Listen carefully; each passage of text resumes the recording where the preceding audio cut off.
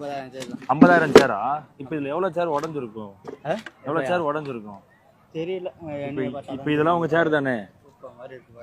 அதான் இது எல்லாமே உங்கள் சேர் தானே இப்போ? இல்லை அதான் அங்கே வரைக்கும் இந்த கிட்ட வேற கம்பெனி சேர், இதெல்லாம் எம்ப கம்பெனி. இப்போ இவ்வளோ சேர் உடஞ்சிருக்கு, அதெல்லாம் உங்களுக்கு நஷ்டம் தானே இப்போ? ஆமாங்க, நஷ்டம். ஒரு சேரோட விலை எவ்வளோ இருக்குண்ணே அதிகபட்சமா? சேரோட விலை 300 400. 400 இருக்கும். 100 சேர் வந்தா கூட அது எவ்வளோண்ணே? 400 40,000 ஆயிடுச்சுண்ணே. ஆமாங்க. இப்போ இது உங்களுக்கு திருப்பி ஏதாவது இது பண்ணுவாங்களா? என்னன்னு தெரியல, ஓனர் எப்படி பேசிக்கிறாங்க தெரியல, அவங்க பேசிக்குவாங்க. இதெல்லாம் பார்க்க உங்களுக்கு எப்படி இருக்கு? ஏன்னா நம்ம வந்து போடும்போது இப்படி இருந்துச்சு, கஷ்டமா தாங்க இருக்கு. வந்து பார்த்துட்டு என்ஜாய் பண்ணிட்டு போறது வேற, உடச்சிட்டு போறது வேற இல்ல. ஏன்னா நம்ம அடுத்த ஃபங்க்ஷன்ல போடணும்னா ரொம்ப கஷ்டம்.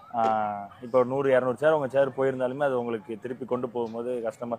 இதை நீ பிரிக்கிறது எவ்வளவு பெரிய வேலை. நீங்க போடுற இடம் ஒரு இடம் இருக்கும். இந்த 2 நாள் ஆயிரும் எங்களுக்கு சேரி பொறுக்கி வைக்கிறதுக்கு 2 நாள் ஆயிரும். இப்போ நீங்க போட்ட இடம் இங்க இருக்கும், ஆனா இப்போ சேர் எங்கெங்க இருக்குன்னு உங்களுக்கு தெரியாதுல்ல, தேடணும்ல. ரோடு வரையும் போயிருக்காங்க, ஹைவே ரோடு வரையும் போயிருக்கோம். நம்ம ஒரு சேருக்கு நாயா படம் அலையணும், அங்க வரைக்கும் தேடி போய் எடுக்கணும்ல, ரொம்ப கஷ்டம் தான். ஒரு சேர் குறைஞ்சாலும் நாங்க தேடி எடுக்கணும். மொத்தமா கணக்கு பண்ணி. இப்போ உடஞ்ச சேர்லாம் எப்படி தேடி எடுப்பீங்க? எத்தனை சேர் உடஞ்ச சேரா? உடஞ்ச சேர் தெரிஞ்சிடும், அது பார்த்தாலும் கலரு. இந்த நம்ம இதெல்லாம் போடுவோம், இன்ஜின்லாம் போட்டு வச்சுக்கோம், அதை வச்சு கணக்கு அதை வச்சு இது பண்ணிடுவீங்க. தமிழக வெற்றிக்கழக மாநாடு 2வது மாநாடுன்றது ரொம்ப சிறப்பாக நடைபெற்று வந்துச்சு. ஏன்னா இங்கே பின்னாடி இருக்க இந்த ஸ்டேஜில் தான் தளபதி விஜய் அவர்கள் வந்து பேசிகிட்டு இருந்தாங்க.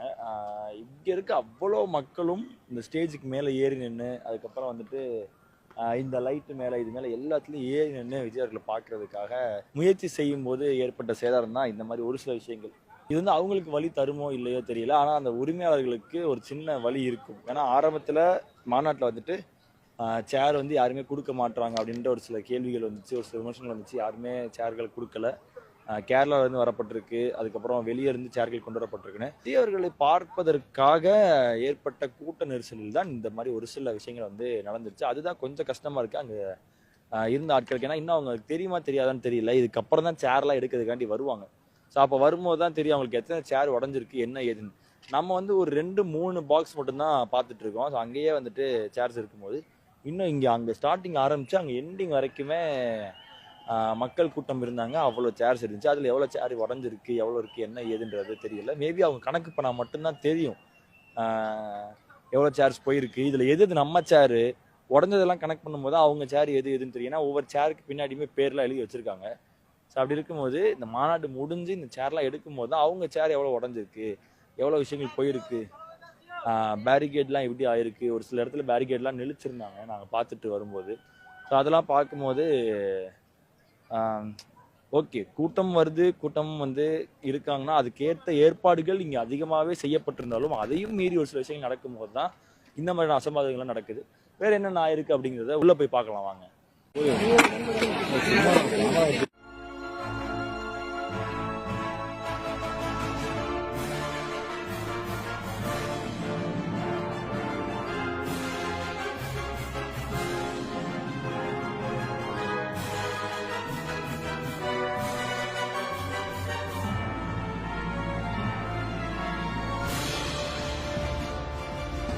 எனக்கு பின்னாடி நீங்கள் பார்த்தீங்கன்னா கூட பேரிகேட்ஸ் எல்லாமே கிடக்கும், கீழே அப்படியே உடஞ்சி தள்ளப்பட்டு கிடக்கும். உள்ளே அவ்வளோ சேர்ஸ் வந்து உடஞ்சி கிடக்கும். ஏன்னா இது வந்து ஒருத்தரோட பொருள் அப்படின்றப்போ அதை வந்து பாதுகாக்க நிறைய பேர் வந்து தவறிட்டாங்கன்னு தான் சொல்லணும். அவ்வளோ சேர்ஸ் ஒரு சேரோட விலை வந்து 300 ரூபாய் இருந்தாலும் கூட 100 சேர் உடஞ்சிருந்தாலும் அது வந்து 30,000 ரூபாய்.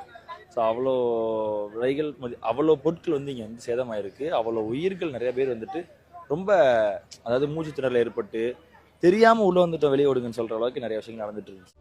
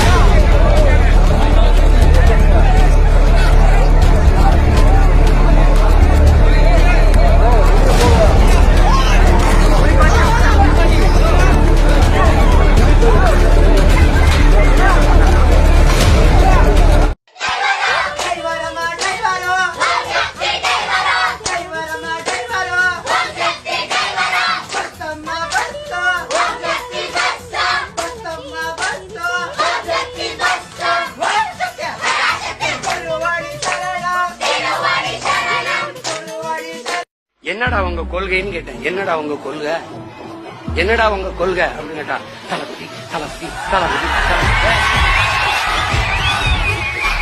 அப்படி கத்தாதியடா, அப்படி கத்தாதி. எனக்கு கேட்கும்போது தளபதி தளபதின்னு கேக்குது. அப்படி கத்தாத, ஏன் அப்படி கத்தாதப்பா? தளபதி தளபதி. அது சரிடா, கொள்கை தளபதி தளபதி. எதுக்குடா வந்திய? டிவிக்க டிவிக்க டிவிக்க டிவிக்க. டேய், டிவிக்க வாடா விளம்பரம் கிளம்பி வந்துக்க. சரிப்பா, அப்படி ஓரமா போய் வீங்க பாங்க.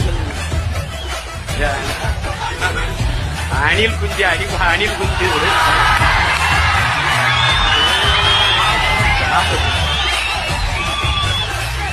அது புலி வெறி கொண்டு வேட்டையாடி கொண்டு குறுமருப்பா ஓடும். அப்ப பத்திரமா மரத்துல ஏறி இருப்பா. போப்பா, போய் கிளைய ஏறி ஊற்றி கொண்டு போ. அணிலே அணிலே ஓரமா போய் விளையாட அணில, ஊருக்க ஊருக்க வராத அணில. ஒரு மானை, ஒரு காட்டு அருமைய, ஒரு காட்டு ஆடை வேட்டையாடி சாப்பிட்டா புளிக்கு மரியாதை. அணில போய் சாப்பிட்டா என்ன? அதனால என்ன பண்ணது? என்னப்பா போப்பா போப்பா அந்த மாதிரி என்ன. சிங்கம் ஒரு முறை சிங்கம் கரிசிச்சதுன்னா அந்த சவுண்ட்ல ஒரு 8 கிலோமீட்டருக்கு சும்மா அதிரும். என்னடா கரடி கக்கூஸ் போன மாதிரி ஒரு சவுண்ட். அப்படிப்பட்ட அந்த சிங்கம் வேட்டைக்கு மட்டும்தான் வெளியில வரும், வேடிக்கை பாக்குறதுக்கு எல்லாம் வெளியில வராது. ஏண்டா எடுக்கிறது பிச்சை, பேசுறது வேட்டையில கூட உயிரோடு இருக்கிற மிருகங்களை தான் வேட்டையாடும். அதுலயும் பெரும்பாலும் தன்னை விட பெரிய சைஸ் உள்ள மிருகங்களை தான் குறி வச்சு தாக்கும், ஜெயிக்கும். இதோட சிங்கம் சிம்பிளா இந்த எள்ளு எள்ளு பிண்டு கணக்கா உத்தாரிடுமா. சிங்கம் இப்படி வேட்டையாடி சாப்பிட்றத தாண்டி மற்ற விலங்குகளுடைய உணவையும் திருடி எடுத்துட்டு வந்து சாப்பிடக்கூடிய பழக்கம் உள்ளது. அதுலயும் குறிப்பா சிறுத்தையோட வேட்டையை தான் அதிகமான அளவுக்கு சிங்கம் திருடி எடுத்துட்டு வந்து சாப்பிடுமா.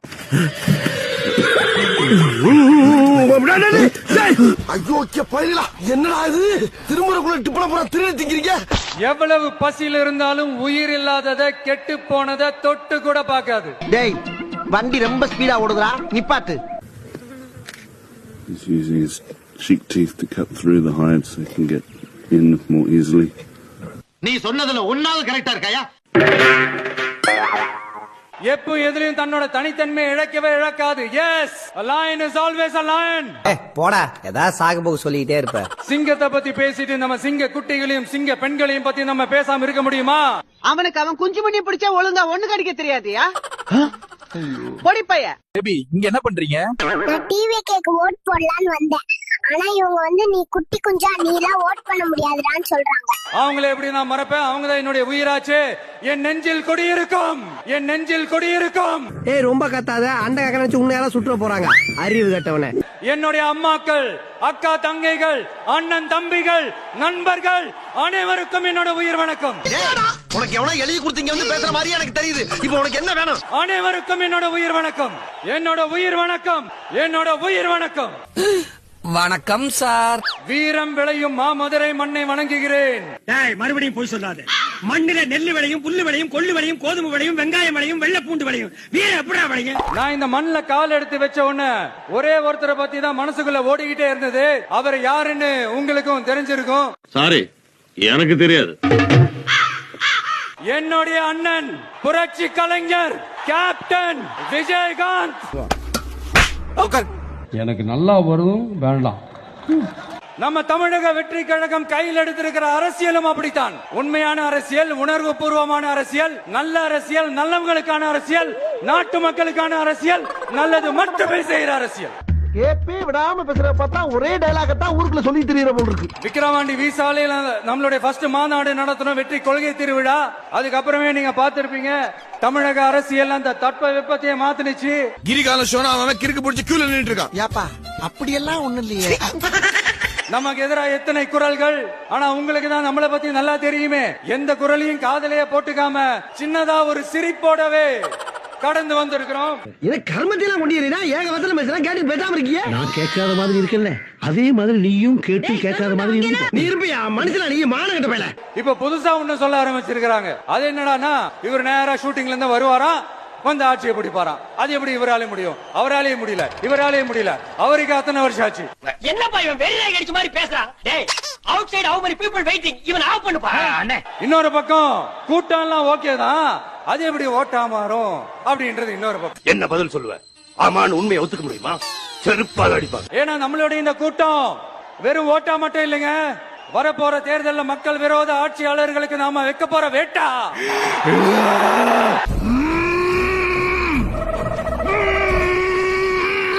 நாம வைக்க போற வேட்டா, நம்மள கோட்டைக்கு அனுப்ப போற ரூட்டா இருக்க போதுன்னு சீக்கிரமாவே தெரிஞ்சுப்பீங்க. தமிழ் வார்த்தைகளை எப்படி யூஸ் பண்ணி பாத்தியா? டைலாக்லாம் நல்லா தான் பேசுறீங்க, பட் பேச்சு ஒர்க் அவுட் ஆகாது பாய். ஆக்ஷன் வேணும் பாய். இருந்தாலும் இந்த விஜய் எதுக்குப்பா வந்திருக்கிறாரு? இவர் என்ன புதுசா என்ன திட்டம்லாம் சொல்லிட்டாரு அப்படின்னு வேற நிறைய கேள்விகள். இந்த சொல்றேன், தெரிஞ்சுக்கங்க.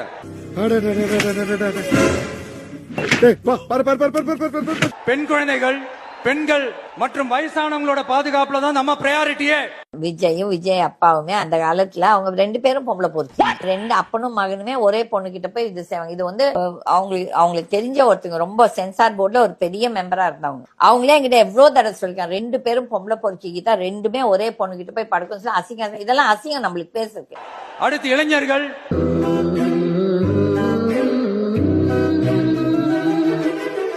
பதில் சொல்ல தெரியாது.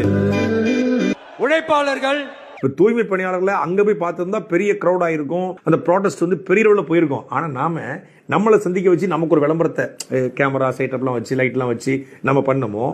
3ஆம் பால் இனத்தவர்கள்னு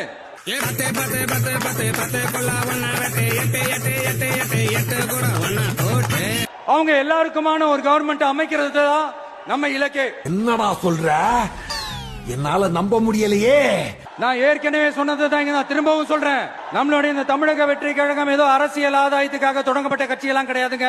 கொள்கை கோட்பாடுகளோடு. லேடிஸ்க்கு வெயில்ல கஷ்டப்படுறாங்க, ரெஸ்ட் ரூம் லேடிஸ்க்கு எங்க அவங்க உள்ள போனா நாங்க வெளியில வர வேண்டியது. எங்க கொள்கையா தெரியல. இது கொள்கைகளா? எனக்கு 2 நிமிஷம் தலை சுத்திடுச்சு. நம்மளுடைய ஒரே கொள்கை எதிரி பாஜக தான்.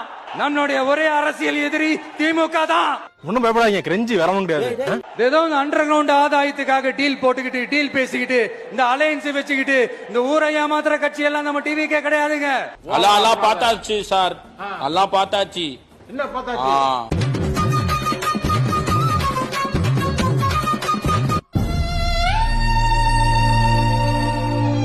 நம்மளை பத்தி சின்னதா ஒரு உண்மை ஒண்ணு சொல்லலாமா? நம்ம யார் தெரியும்ல? நாம எல்லாருமே சொல்றேன், நாம எல்லாருமே பைத்தியங்க, குறிக்கோள் இல்லாதவங்க, பிச்சை எடுத்து பைப் நடத்துறவங்க. இந்தியாவின் மாபெரும் மக்கள் சக்தி கொண்ட ஒரு மகத்தான வெகுஜன மக்கள் படை.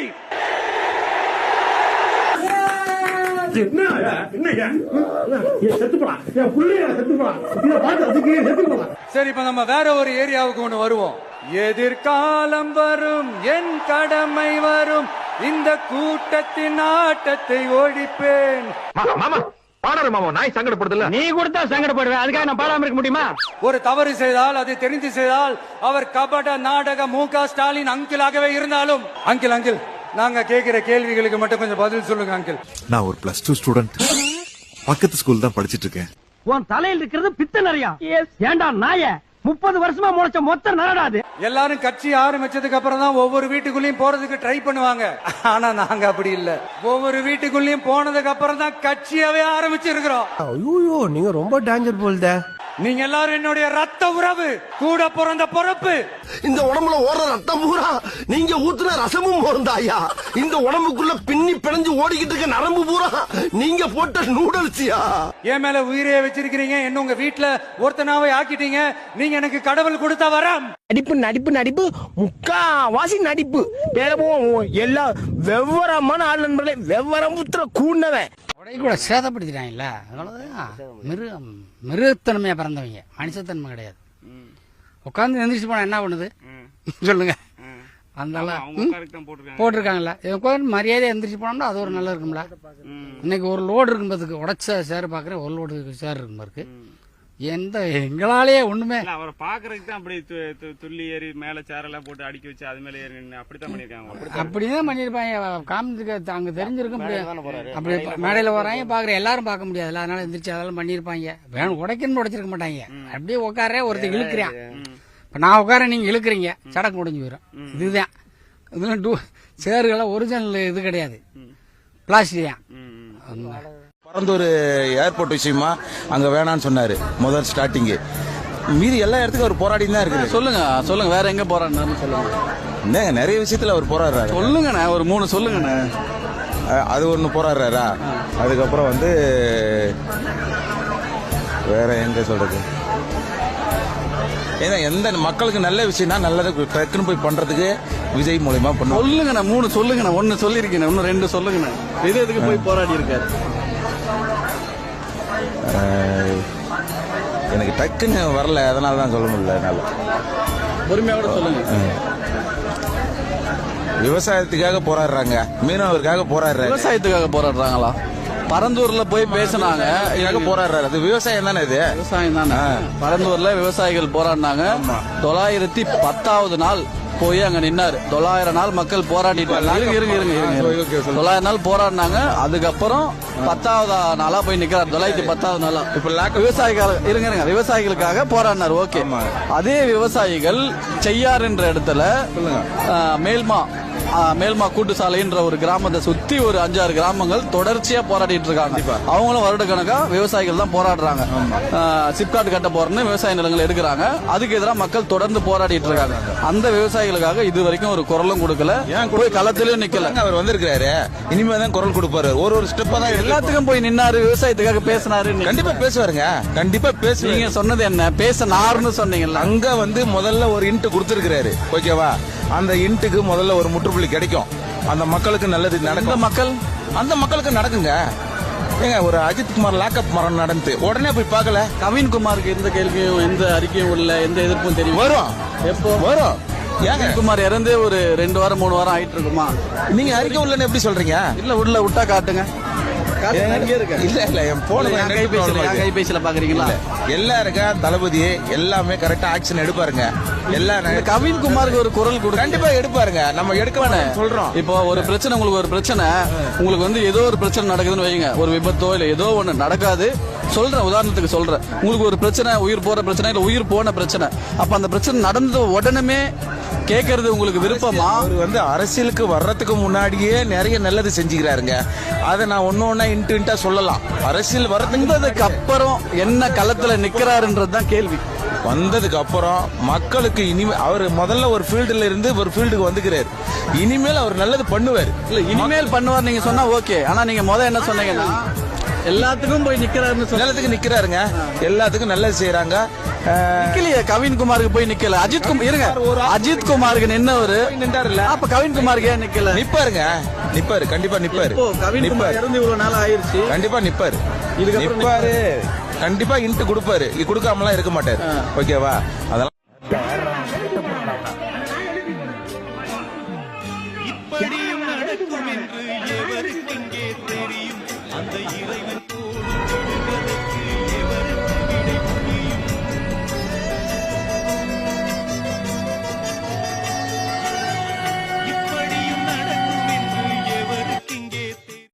எக்ஸ்பெக்ட் பண்றீங்க? என்ன விஷயங்கள், என்ன அவர் இருக்காருங்க, அவருக்கு மேல என்னங்க வேணும்? அவருக்கு மேல எதுவுமே வேண்டாம். அவர் தான் எல்லாமே. அவர் இருந்தாதான் தளபதி தான் எல்லாமே. எங்களுக்குலாம் தளபதி இருந்தாலே போதும். அவர் தூரமா நின்று எனக்கு தரிசனம் கொடுத்தாலே போதுங்க. நான் அப்படியே ஒரு 10 வருஷம் கூட நான் நினைச்சிட்டே இருந்துருவேன். போதும், அதுவே போதும். ஒரு ஆக்டரா நீங்க அவர் செலிப்ரேட் பண்ணிருப்பீங்க, ரிசீவ் பண்ணிருப்பீங்க. அப்ப இருக்கும் போதுமே நாங்க ஆக்டராவே பாக்கலையே, தலைக்கு மேல வச்சுதானே கொண்டாடிட்டு இருந்தோம். அவர் எப்ப நாங்க ஆக்டரா பார்த்தோம்? யாரு சொன்ன அவர் ஆக்டரா பார்த்தோம்? நாங்க ஆக்டர்லாம் பார்க்கவே கிடையாது. அவர் எங்களுக்கு எப்பயுமே தளபதி தான். எக்ஸ்பெக்ட் பண்றீங்க? என்ன விஷயங்கள், என்ன அவர் இருக்காருங்க, அவருக்கு மேல என்னங்க வேணும்? அவருக்கு மேல எதுவுமே வேண்டாம். அவர் தான் எல்லாமே. அவர் இருந்தாதான் தளபதி தான் எல்லாமே. எங்களுக்குலாம் தளபதி இருந்தாலே போதும். அவர் தூரமா நின்று எனக்கு தரிசனம் கொடுத்தாலே போதுங்க. நான் அப்படியே ஒரு 10 வருஷம் கூட நான் நினைச்சிட்டே இருந்துருவேன். போதும், அதுவே போதும். ஒரு ஆக்டரா நீங்க அவர் செலிப்ரேட் பண்ணிருப்பீங்க, ரிசீவ் பண்ணிருப்பீங்க. அப்ப இருக்கும் போதுமே நாங்க ஆக்டராவே பாக்கலையே, தலைக்கு மேல வச்சுதானே கொண்டாடிட்டு இருந்தோம். அவர் எப்ப நாங்க ஆக்டரா பார்த்தோம்? யாரு யாரு சொன்ன அவர் ஆக்டரை பார்த்தோம்? நாங்க ஆக்டர்லாம் பார்க்கவே கிடையாது. அவர் எங்களுக்கு எப்பயுமே தளபதி தான். மீடியாலாம் பார்த்துட்டு இருப்பாங்க, அவங்க ஒழுக்கமா இருக்கணும். இதே தான் உட்காந்து நம்மள மீடியாலாம் பார்த்து கொண்டு இருக்கிறார்கள். இந்த ஒழுக்கம் அதுதான் தமிழக வெற்றி கழகமாக இருக்கும் என்பது எல்லோருக்கும் தெரிய வேண்டும். பின்னாடி சேர் இருக்குது, சேர் ஓனுன்றவங்க எக்ஸ்ட்ரா வச்சிருக்கிறோம். சேர்ல உட்காருங்க தயவு செய்து.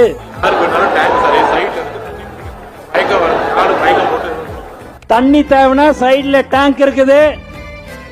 உங்ககிட்ட கையில பாட்டில் இருக்கும். அந்த தண்ணி நீங்க அந்த டேங்க் இருக்குது சைடுல. உடனே யாராவது தண்ணி கேட்டாங்கன்னா உடனடியாக நீங்க சைடுல தண்ணி பாட்டில் வச்சிருக்கிறோம். அதையும் நீங்க பயன்படுத்திக் கொள்ளுமாறு கேட்டுக்கொள்ளப்படுகிறது.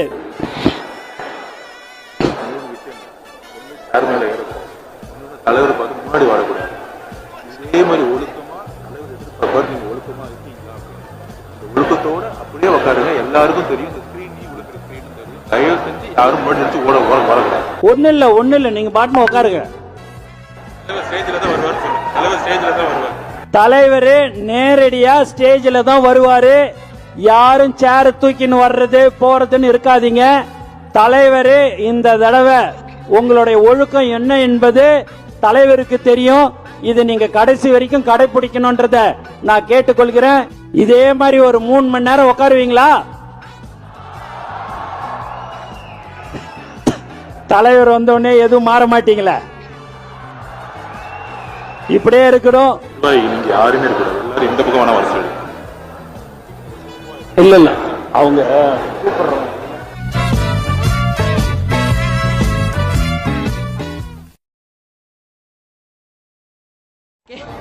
Super super.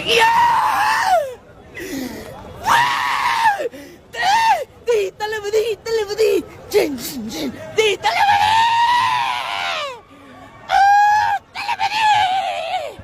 சகோதரர் சீமான் சொல்லியிருக்காரு, ஏன் இப்போ வாய்ஸ் கொடுக்குறீங்க? தலைவர் கேப்டன் கட்சி ஆரம்பிச்சாரு, அப்பெல்லாம் சொல்ல அவர் உடல் நலம் சரியில்லாதப்போ அப்பெல்லாம் சொல்லாதவர் ஏன் இப்போ கேப்டனை அண்ணன் விஜயகாந்த் சொல்றாரு அப்படின்னு அவர் எல்லா இடத்துலையும் பேசுறத நான் பார்த்தேன். உலகம் அறிந்த உண்மையை சீமான் அவர்கள் உறக்க சொல்லியிருக்கார். அதான் உண்மை. அதனால அவர் அண்ணன்றாரு, எங்களை பொறுத்த வரைக்கும் தம்பி அவர். சரிங்களா? நன்றி நன்றி வணக்கம். தமிழ் பேச ஒழுங்கா பேச தெரியுதா? உங்ககிட்ட இருக்கக்கூடிய எந்த அரசியல் தலைவன் உருப்படியான தலைவன் இருங்க? உனக்கே அரசியல் தெரியாது, நீ எப்படி அரசியல் தலைவன் உருவாக்குவ? இந்த அஜித்குமார் மரண வழக்குல காவலர்களுக்கு தீர்வு சொல்லியிருந்தேன்னா நீ தலைவன். உனக்கு தீர்வு சொல்ல முடியல. பரந்தூர் விமான நிலையத்துக்கு தீர்வு சொல்லியிருந்தேன்னா நீ தலைவன். தீர்வு சொன்னியா? கவினுக்கு நீ வாயே துறக்கல. ஆணவ படுகொலை செய்த கவினை பத்தி நீ பேசவே இல்லை. அப்ப ஜாதிக்கு பின்னால் ஒளிந்து கொண்டு இருக்கக்கூடிய நீ தலைவனா? உனக்கு போன ஆட்சியில எத்தனை லாக்அப் டெத்துன்னு கேள்வியே கூட வக்கில்ல. திமுக ஆட்சியில 24 பேர் செத்தாங்க, 24 பேருக்கு சாரி எழுதுங்க சார் சொன்னீங்க. நீ எடப்பாடி ஆட்சியில 484 பேரை லாக்அப் டெத்துல செத்துருக்கான். ரெக்கார்டு இருக்கு. நீ பணம் கொடுத்து வேலைக்கு வச்சிருக்க பொலிட்டிக்கல் ஸ்ட்ராட்டஜிஸ்ட் எத்தனை பேரா போன ஆட்சியில செத்தான்னு கேட்கறது கூட உனக்கு சக்தி இல்லைன்னா நீ எப்படி IAS IPS ஆபீசர்கிட்ட கேள்வி கேட்ப? உனக்கு என்ன தெரியும் கேள்வி கேட்கறது? அணில் குஞ்சுகள் அதுக்கு மேல வளர்றதுக்கு வாய்ப்பு இல்லை. அவர்கள் எந்த அளவுக்கு அரசியல் அறியாமையோடு இருக்கிறார்கள், எந்த அளவுக்கு ஒரு நடிகனை நம்புகிறார்கள், எந்த அளவுக்கு தன்னை நம்பாமல் ஒரு நடிகன் நம்புகிறார்கள் என்று அவர்கள் பேச்சிலிருந்தே தெரிகிறது. ஏனென்று சொன்னால் இவர்களெல்லாம் தன்னம்பிக்கையற்ற கோழை பிண்டங்கள். தண்ணி பாட்டில் இதெல்லாம் வாங்கலாம்னு சொல்லி நாங்க கூட்டத்துக்கு வந்தோம். வந்த வாட்டி பர்ஸ் அடிச்சுட்டாங்கண்ணா. பர்ஸ்ல ATM கார்டு, 3000 ரூபாய் பணம், அப்புறம் எங்களுது போனோம் ஒரு half an hourல அப்படியே அடிச்சுக்கிட்டே இருக்காங்க. மொபைல் காணோம், ஒரு அண்ணாவது 9000 பணம் காணோம். ஓகே, இங்க இருக்கவங்க கிட்ட இன்ஃபார்ம் பண்ணீங்களா? அந்த மாதிரி பண்ணீங்கன்னா இப்ப அவங்க நான் நிறுத்த சொன்னேன், அவங்க நிறுத்தவே இல்ல. அவங்க பாட்டுக்கு பேசிட்டு கொடுத்துக்கிட்டே தான் இருக்காங்க. நாங்க என்ன பண்றோம்னு தெரியல இப்போ. ஓகே, போலீஸ்ல எதுவும் இன்ஃபார்ம் பண்ணாங்கன்னா பண்ணதுக்கு இது கட்சிக்காரங்க அங்க பாத்துக்கறாங்க, போலீஸ்காரங்க நாங்க அங்க போறது இல்ல அப்படின்னு சொல்லிட்டாங்க. இதுமே தெஃப்ட் நடக்குதுன்னா அது போலீஸ் தானே கண்டிப்பா ரெஸ்பான்சிபிள் ஆகணும். அவங்க தான் பார்க்கணும் கண்டிப்பா. நாங்க அவங்க கிட்ட கேட்டதுக்கு அவங்க என்ன சொன்னாங்கன்னா போலீஸ்காரங்க கூப்பிட்டா அவங்க வரலன்னு சொல்ற மாதிரி சொல்றாங்க. ஆனா என்னன்னு தெரியலங்க. அதுதாங்க நான் இவ்வளவு நேரம் நான் கத்துறேங்கன்னா யாருமே கண்டுக்காம இருக்காங்க. இவ்வளவு நேரம் நான் லைன் கட்டி கொடுங்க, இது மாதிரி இஷ்யூ ஆயிட்டு இருக்குன்னு சொல்றேன், அதுவும் யாரும் கண்டுக்க மாட்டேங்கிறாங்க. அப்படியே தான் கொடுத்துட்டு இருக்காங்க. இன்னும் அப்படியே தான் நடக்குது. நீங்க பாருங்க, அதான் பின்னாடி அந்த கூட்டம் அப்படியே தான் இருக்கு. எங்களது காணாம போய் அப்படியே 10 நிமிஷத்துலயே மொபைல், காசு எல்லாமே அப்படியே அட்டன் டைம்ல 5 பேருக்கு காணாம போயிடுச்சு. மதுரையில் நடக்கிற தாவேக்கா மாநாட்டில் சாப்பாடு இதெல்லாம் அதிக விலைக்கு விற்கிறதா ரசிகர்கள் குற்றம் சாட்டி இருக்காங்களே. அதிக விலைக்குலாம் ஒன்றும் விற்கலைங்க. 40 ரூபா 50 ரூபா தான் வெரைட்டி சாப்பாடு வித்துக்கிட்டு இருக்காங்க. கூழு 30 ரூபா 40 ரூபான்னு வித்துக்கிட்டு இருக்காங்க. இவங்களுக்கு அதுல கோபம், கூழு கடையை அடைச்சு தள்ளி விட்டுருக்காங்க, சாப்பாடு கடைக்காரோட சண்டை விட்டுருக்காங்க. தற்கொலை பயல்களுக்கு அறிவே கிடையாது. சீசனுக்கு கடை ஓடுறவங்க, கோயில் திருவிழா இந்த மாதிரி மாநாடு அதுக்கு கடை ஓடுறவங்க, வருஷத்துக்கு 1 நாள் 2 நாள் கடை ஓடுறவங்க எப்படி சண்டை ஓடுறாங்க. உங்க தளபதி படம் ரிலீஸ் அப்ப 2000 ரூபாய்க்கு டிக்கெட் விற்கிறாங்களே, அவனை போய் கேளுங்கடா. பாப்கார்ன் 200 ரூபா 300 ரூபா விற்கிறான், ஐஸ்கிரீம் 200 ரூபா விற்கிறான், டீ 30 ரூபா 40 ரூபா விற்கிறான்டா தியேட்டர்ல. அதை கேட்க துப்பு இல்ல.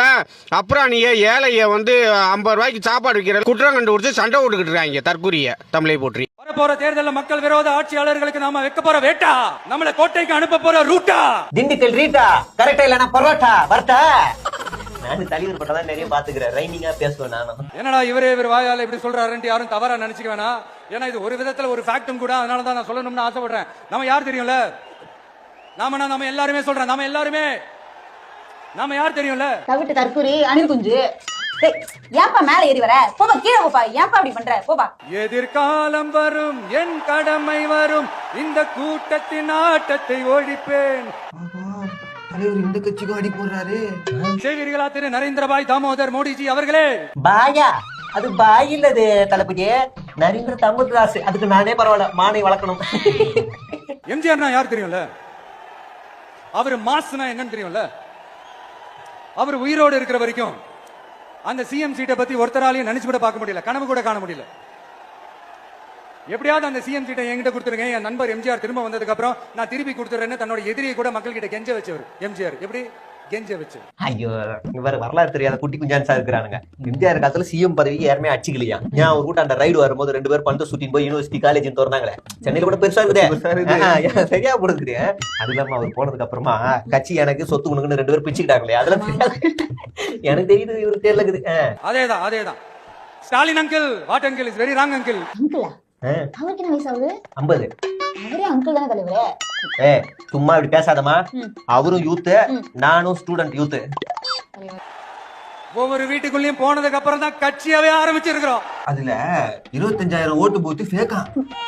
அது ஏன்டா ஞாபகப்படுத்தி அசிங்கப்படுத்துனீங்கல்ல? அமைதியா பேசாத. நம்ம கட்சியினுடைய வேட்பாளர் பட்டியலை இப்ப அறிவிக்க போறேன். மதுரை கிழக்கு வேட்பாளர் விஜய். தலைவரே மதுரை வேண்டாம், மதுரையில நம்ம நின்னா டப்பா டான்ஸ் ஆடிரும் வேண்டாம், சாதி ஓட்டு இருக்குது வேண்டாம் தலைவரே. மதுரை மேற்கு வேட்பாளர் விஜய், மதுரை மத்தி வேட்பாளர் விஜய், மதுரை தெற்கு வேட்பாளர் விஜய், மதுரை வடக்கு வேட்பாளர் விஜய், மேலூர் விஜய், சோழவந்தான் விஜய், திருப்பரங்குன்றம் விஜய். இந்த பாரு தேவையில்லாம பேசி நிற்கிறாத, அவரு பண்ண எல்லாமே சரியா இருக்கும். என்னமா உடைய கூட சேதப்படுத்திட்டாங்கல்ல, அதனாலதான் மிருகத்தன்மையா பிறந்தவங்க, மனுஷத்தன்மை கிடையாது. உட்காந்து எந்திரிச்சு போனா என்ன பண்ணுது சொல்லுங்க? அந்த போட்டிருக்காங்கல்ல, உட்காந்து மரியாதை எந்திரிச்சு போனோம்னா அது ஒரு நல்லா இருக்கும்ல. இன்னைக்கு ஒரு லோடு இருக்கும்போதுக்கு உடைச்ச சேர் பாக்குறேன், ஒரு லோடு சேர் இருக்கும்போது எங்களாலேயே ஒண்ணு.